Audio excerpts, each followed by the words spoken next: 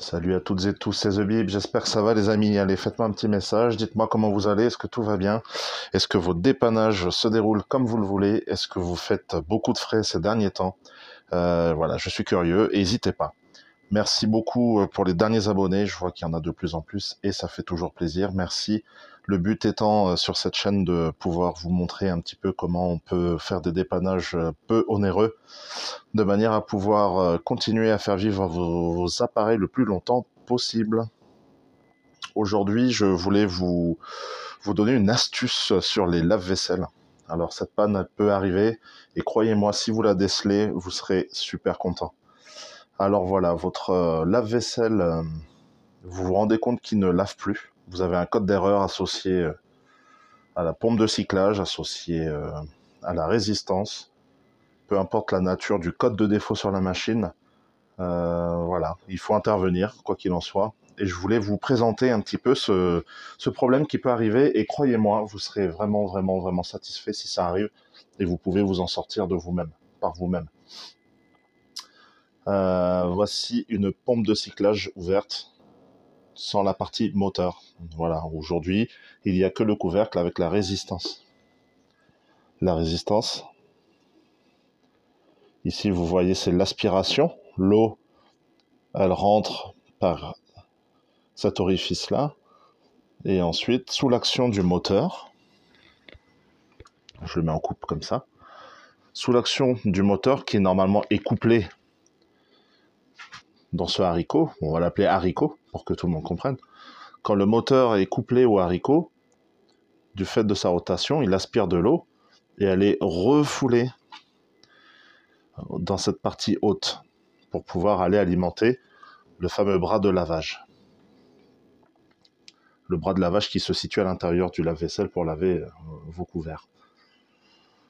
De ce côté, vous voyez, c'est la résistance. Autrefois, les résistances, elles étaient immergées dans l'eau du lave-vaisselle. Et maintenant, elles sont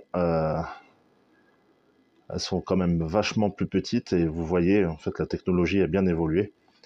Et bien, ces résistances, ou thermoplongeurs pour certains, ces résistances sont intégrées dans le haricot ou dans la turbine, ou pompe de cyclage entièrement. Ce qui fait que le jour où votre résistance ne chauffe plus, parce que là, quand vous avez un doute, et c'est ce qui peut arriver, quand on vous dit que ça ne chauffe plus, vous allez changer la résistance. Malheureusement, elle est vendue entièrement avec ce bloc-là. Et c'est pas le même prix, hein, les amis. Donc voilà ce qui m'amène à vous présenter la chose. Donc d'une part, si ça ne chauffe plus, bah, vous pouvez toujours démonter le haricot. Vous pouvez toujours contrôler la résistance. En plus, vous voyez, face à vous, je vois que dans le fond de la résistance, on a les informations, à savoir la valeur de la résistance, sa tension d'alimentation. Donc ça, ok. Je ne vais pas m'attarder sur le sujet, mais si besoin, n'hésitez pas. Vous voyez, une fois débranché, toujours débranché, quand vous intervenez, on est bien d'accord. Pour votre sécurité, les causes d'alimentation de la résistance, elles sont là. Prenez votre appareil de mesure en ohm mètre. Et puis dans ce cas-là, c'est pas compliqué, hein. Hop. On vient faire une mesure, comme d'habitude, avec votre appareil de mesure. Sur les deux cosses. Tac. On vient faire une mesure. Voilà. Ça, vous savez faire, ou ceux qui hésitent, n'hésitez pas à revenir vers moi. Ce que je veux vous montrer aujourd'hui, c'est ce petit capteur qui est sur le côté. Et là, quand on ouvre le haricot, vous voyez comme moi un orifice ici.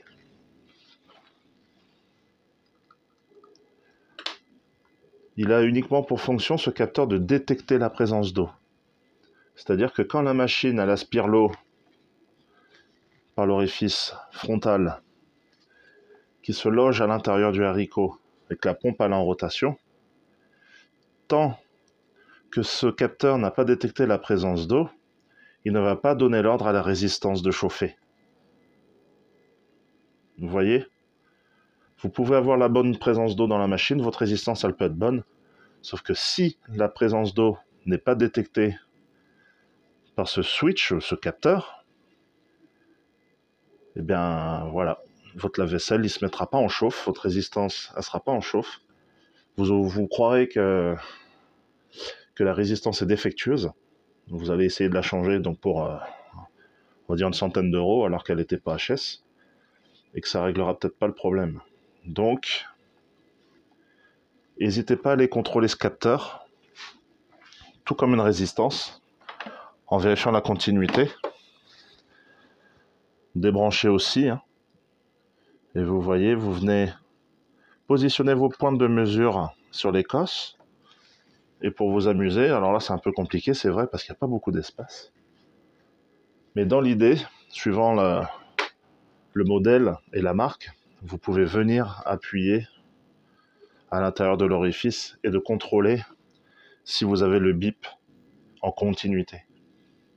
Parce que si ça vous l'avez pas, vous pouvez éventuellement, pour les plus chevronnés, ceux qui ont l'habitude, chanter au niveau du câblage, vous pouvez chanter l'alimentation pour voir si ça fonctionne, le temps de laisser. Mais autrement, si vous voyez que ça ne fonctionne pas, vous pouvez changer le capteur. Donc voilà les amis, ça c'est un dépannage, croyez-moi, ça c'est un petit peu chiant quand ça arrive, mais en tout cas ça vaut le coup d'être testé. Est-ce que ça vous est déjà arrivé? Écoutez, je suis curieux, n'hésitez pas, partage d'expérience en tout cas, c'est le but. Sachez que ça peut sauver une vie, un dépannage comme ça.